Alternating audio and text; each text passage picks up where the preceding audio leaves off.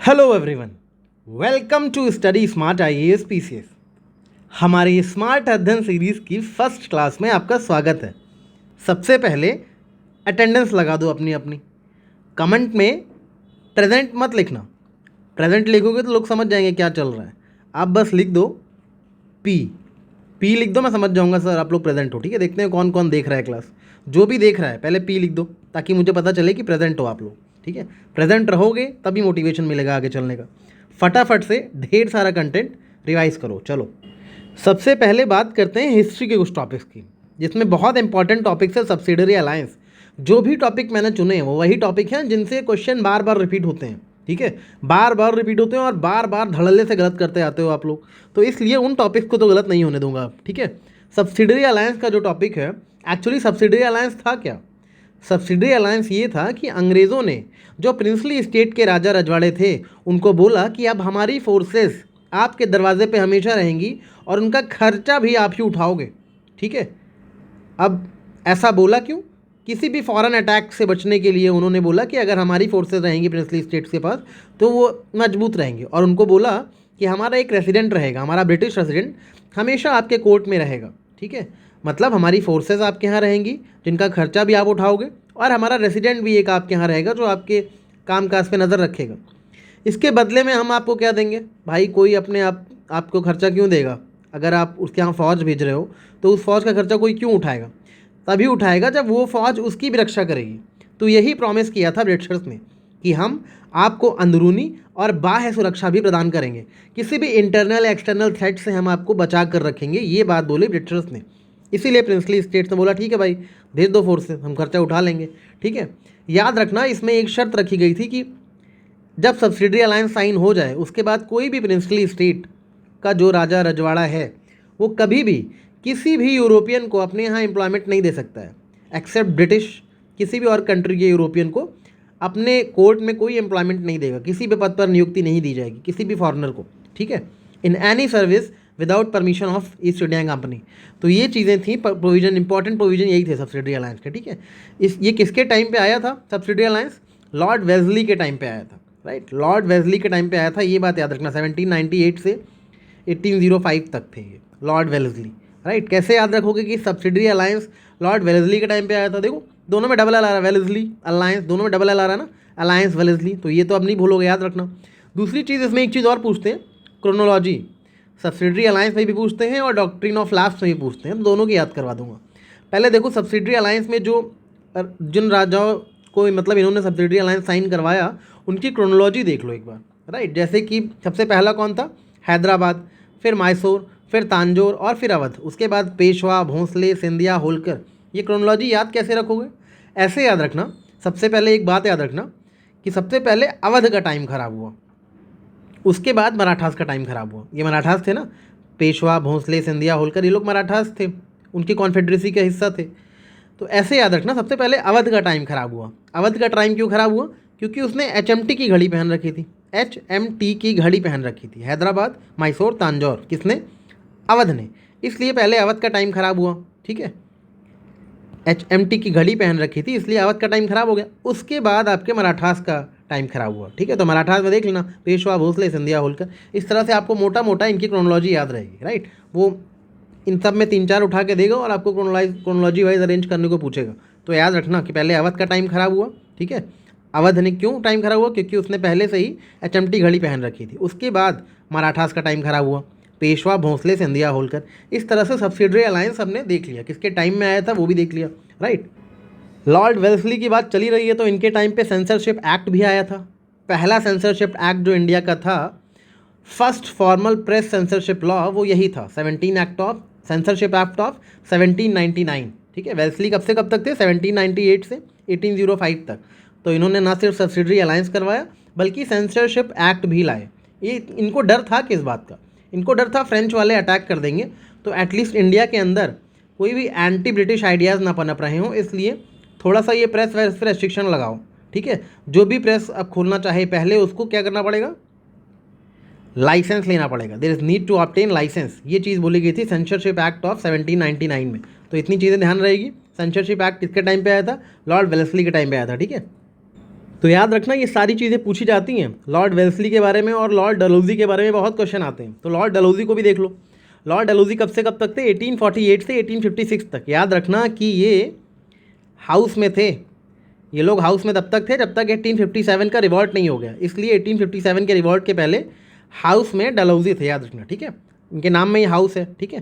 तो 1848 से 1856 तक, जब तक 1857 का रिवॉल्ट नहीं हो गया तब तक डलहौजी ही थे, ठीक है। तो याद रखना डलहौजी हाउस में थे जब तक रिवॉल्ट नहीं हो गया। इस तरह से आपको इनका याद रहेगा कि 1857 की क्रांति के पहले तक थे।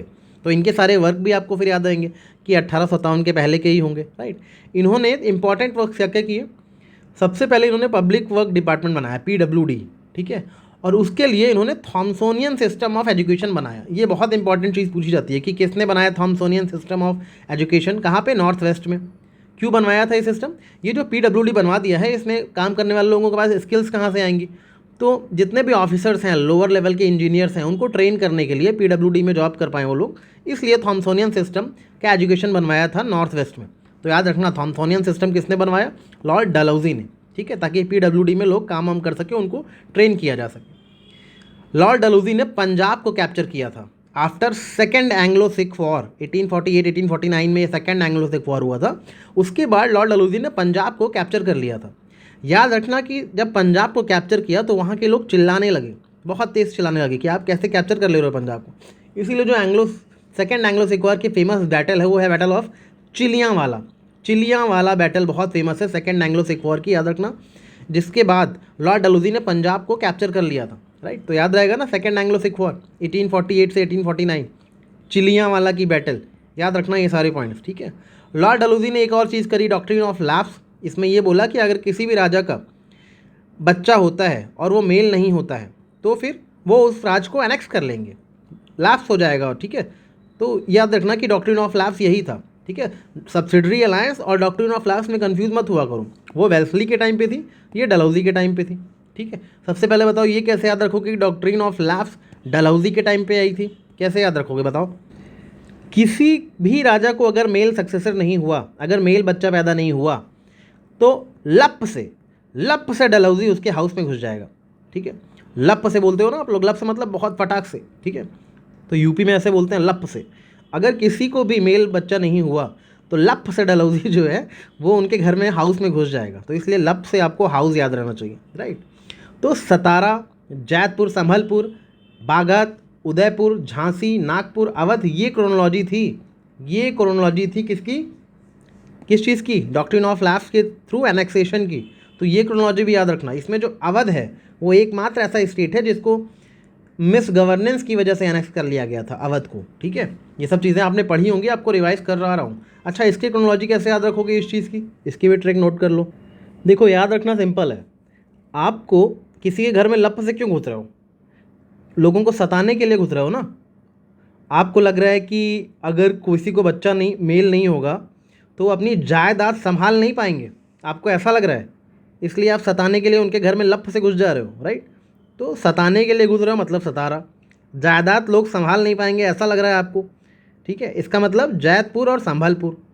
आपको लग रहा है कि लोग अपने प्रॉपर्टी छोड़ के भाग जाएंगे अगर किसी को मेल बच्चा नहीं होगा, राइट। तो लोग भाग जाएंगे, आपको ऐसा लग रहा है, बट ऐसा नहीं है डलहौजी, ऐसा नहीं होता है। तो ये चीज़ें तो आपको याद हो गई, ठीक है। आप लोगों को सताने के लिए सिर्फ ऐसा कर रहे हो, आपको लग रहा है लोग अपनी जायदाद संभाल नहीं पाएंगे, भाग जाएंगे, और जब ऐसी हरकतें करोगे ना तभी जाके उदय हुआ था एक झांसी की रानी का। ऐसी हरकतों से तंग आकर ही एक झांसी की रानी का उदय हुआ जिसको ये सारी चीज़ें नागवार गुजरी, ठीक है। नागवार मतलब नागपुर, झांसी की रानी मतलब झांसी, उदय हुआ मतलब उदयपुर। तो बस ये कहानी याद रखना, ठीक है। आप लोगों को सताने के लिए लप से उनके घर में घुस गए, आपको लगा लोग अपनी जायदाद संभाल नहीं पाएंगे, लोग भाग जाएंगे, और तभी इन सब चीज़ों से तंग आकर उदय हुआ झांसी की रानी का, जिसको ये सारी चीज़ें नागवार गुजरी मतलब नागपुर, ओके। और लास्ट में जो अवध हुआ था वो एक्चुअली मिस गवर्नेंस की वजह से कैप्चर एनेक्स किया गया था। तो याद रखना, इंपॉर्टेंट है फैक्ट। तो ये सारी चीज़ें हमने डॉक्ट्रिन ऑफ लैप्स के बारे में देखी। डलहौजी के बारे में और क्या चीज़ें इंपॉर्टेंट है? डलहौजी ने कुछ अच्छे काम भी करवाए थे, जैसे कि रेलवे, पोस्ट ऑफिस बनवाया था 1854 में, टेलीग्राफ बनवाया था। टेलीग्राफ की जो पहली लाइन थी कहाँ से कहाँ तक चली थी? कलकत्ता से आगरा तक, याद रखना 1856 में कलकत्ता से आगरा तक टेलीग्राफ की लाइन बिछाई गई थी। तो याद रखना ये सारी चीज़ें डलहौजी के बारे में, राइट। तो इतने फैक्ट हो गए। नेक्स्ट देख लो फ्रेजर कमीशन के बारे में, बहुत क्वेश्चन पूछा जाता है। Fraser commission actually Indian police commission है, इसके चेयरमैन सर एंड्रयू फ्रेज़र थे, एंड्रयू फ्रेज़र नाम नोट कर लो। तो उनकी वजह से ये फ्रेज़र कमीशन नाम रखा गया था। 1902-03 में बनाया गया था, ठीक है। तो याद रखना 1905 में, क्योंकि ये स्वदेशी आंदोलन होने वाला था ना, तो पुलिस थोड़ी एक्टिव हो गई थी 1902 से ही, ऐसे याद रख लेना, ठीक है। फ्रेज़र कमीशन बना दिया गया था।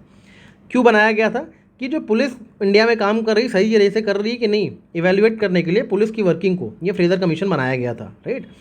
और इसी फ्रेज़र कमीशन के रिकमेंडेशन के बाद हर स्टेट में, लगभग हर स्टेट में, प्रोविंसेस में सीआईडी का इस्टेब्लिशमेंट किया गया। तो याद रखना सीआईडी के रिकमेंडेशन किसके रिकमेंडेशन पे इस्टेब्लिश किया गया?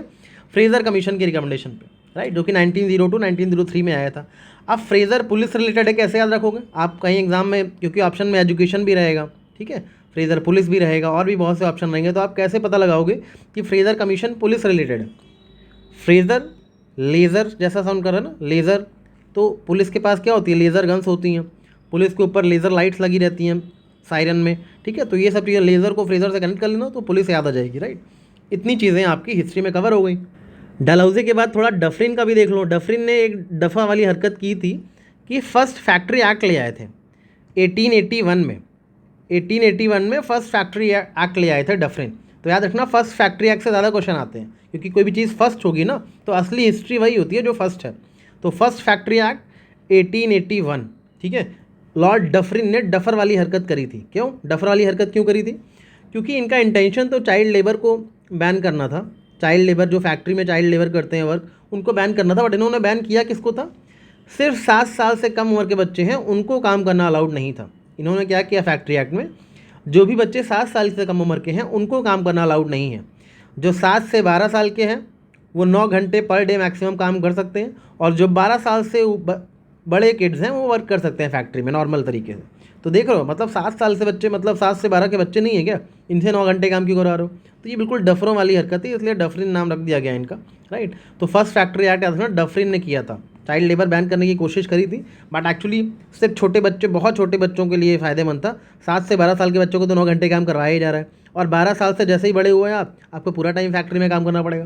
तो याद रखना ये थोड़ा सा इन्होंने ध्यान देने की कोशिश तो करी थी वुमेन और चाइल्ड की फैक्ट्री में वर्क सिचुएशन को लेकर के, बट बहुत ज़्यादा कामयाब नहीं थे, ठीक है। इसके बाद एक इंपॉर्टेंट फैक्ट है पूसा एग्रीकल्चर यूनिवर्सिटी से रिलेटेड। पूसा एग्रीकल्चर यूनिवर्सिटी कहाँ है? बताओ आप कहाँ है? आप सबको लगता है कि दिल्ली में है, राइट। बट हाँ, दिल्ली में तो है, बट जब बनी थी तब दिल्ली में नहीं थी। एक्चुअली ये यूनिवर्सिटी जो है लॉर्ड कर्जन ने बनवाई थी बिहार में। ये बिहार में बनवाई गई थी पूसा एग्रीकल्चर। क्यों बनवाई गई थी? ताकि एग्रीकल्चर की फील्ड में और ज़्यादा रिसर्च हो सके, मैकेनाइजेशन हो सके, ये सारी चीज़ें करने के लिए बिहार में पूसा यूनिवर्सिटी बनाई गई थी। बट 1934 में बिहार में एक भूकंप आया था, बहुत भयंकर भूकंप आया था। तब 1936 में इस यूनिवर्सिटी को दिल्ली शिफ्ट कर दिया गया। दिल्ली में जो लोग यूपीएससी की तैयारी करते हैं पूसा रोड के पास रहते हैं, तो उनको लगता है पूसा यहीं पे बना था, बट नहीं, पूसा पहले लॉर्ड कर्जन ने जो बनवाया था वो बिहार ने बनवाया था। फिर इसको रिलोकेट किया गया दिल्ली में 1936 में। ये सब इंपॉर्टेंट फैक्ट्स हैं, हिडन फैक्ट्स, जो आपसे पूछे जाते हैं एग्जाम में, ठीक है। हंटर कमीशन किससे रिलेटेड था? बस यही क्वेश्चन आता है, किससे रिलेटेड था? एजुकेशन से रिलेटेड था। कैसे याद रखोगे कि हंटर कमीशन एजुकेशन से रिलेटेड था?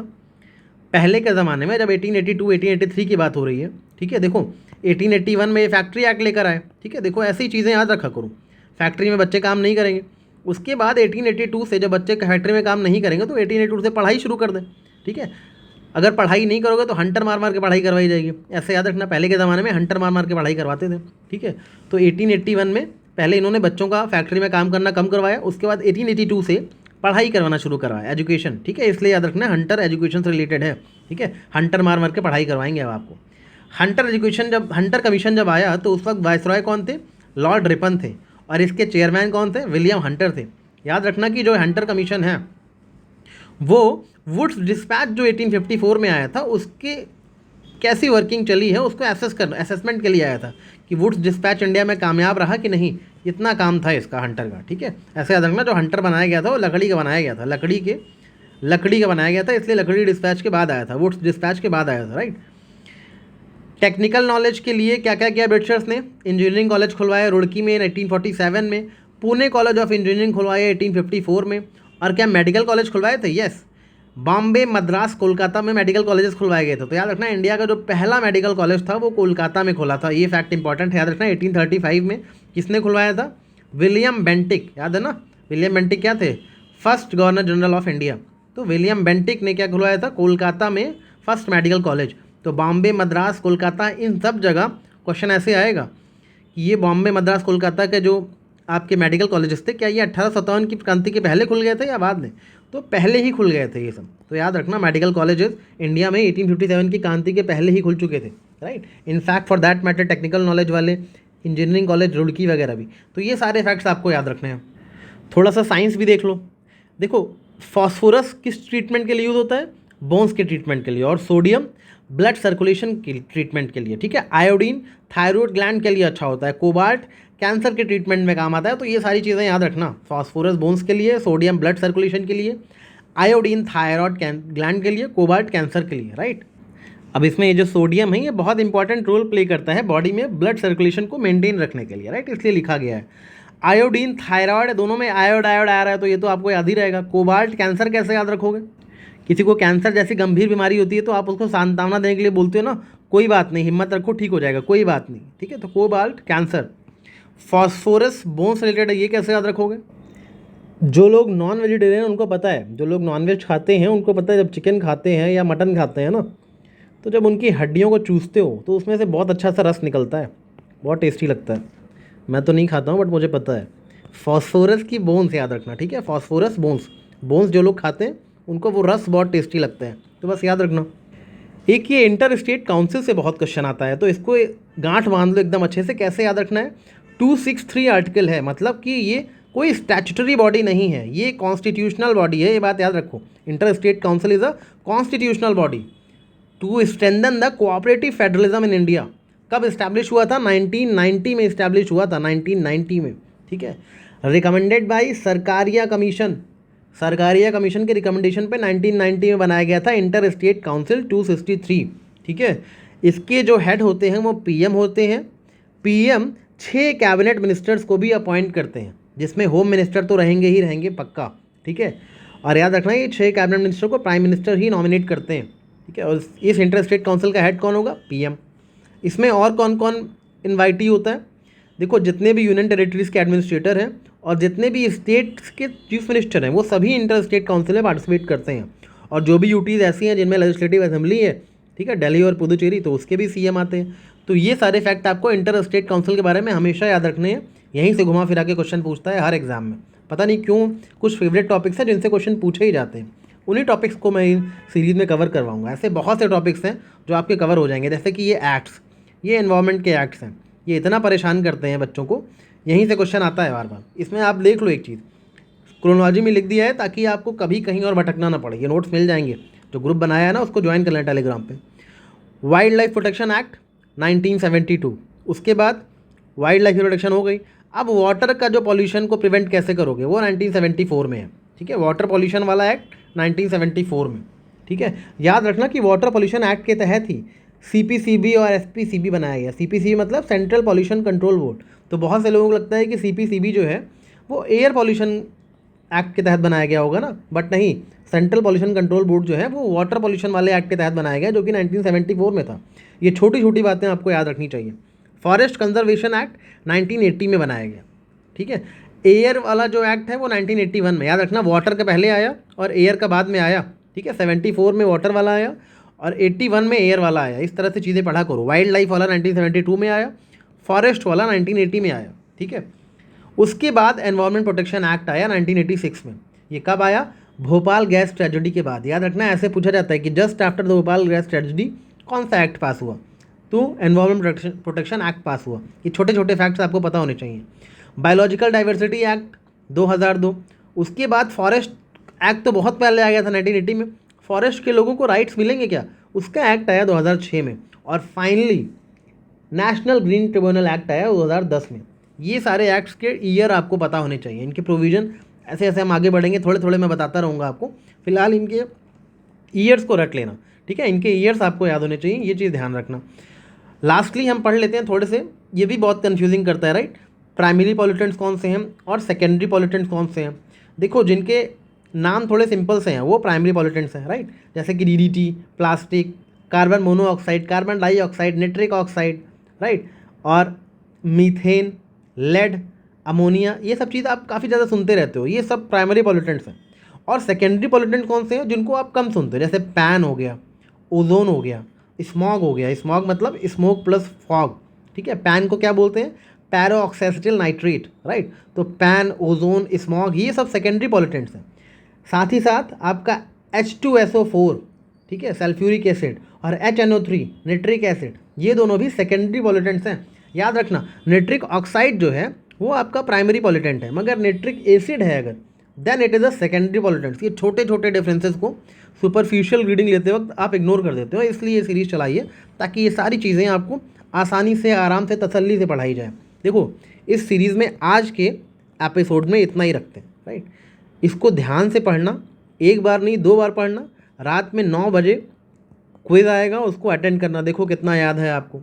और डेली का डेली देखना इस सीरीज़ को, क्योंकि 30 दिन लगातार चलेगी। अगर आपने बैकलॉग कर दिया और सोचा छोटे छोटे तो हैं, लास्ट में देख लेंगे, तो पछताओगे। याद रखना, हर चीज़ का एक टाइम होता है, सही जगह पे सही टाइम इन्वेस्ट करोगे तभी सही टाइम पे आपको रिजल्ट मिलेगा। आप सोचोगे एक साथ देख लेंगे, बिंज वॉच कर लेंगे, तो आपके ब्रेन की भी एक कैपेसिटी होती है, आप उसमें थोड़ा थोड़ा करके अच्छी इन्फॉर्मेशन घुसाओगे तो वो आपको याद रहेगी।